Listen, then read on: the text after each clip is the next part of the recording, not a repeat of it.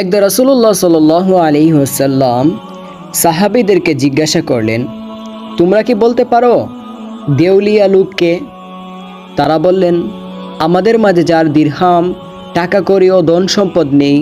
সেই তো দেউলিয়া। তখন তিনি বললেন, আমার উম্মতের মধ্যে সেই প্রকৃত দেউলিয়া যে ব্যক্তি কিয়ামতের দিন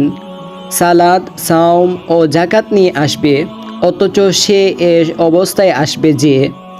সে কাউকে গালি দিয়েছে, কাউকে অপবাদ দিয়েছে, অমুকের সম্পদ ভোগ করেছে, অমুককে হত্যা করেছে ও আরেকজনকে প্রহার করেছে। অতঃপর সেই ইবাদতকারী ব্যক্তির নেক আমল থেকে সে যাদের হক মেরেছে, যাদের হক নষ্ট করেছে, তাদেরকে তার নেক আমল থেকে তার সওয়াবগুলো তাদেরকে দেওয়া হবে,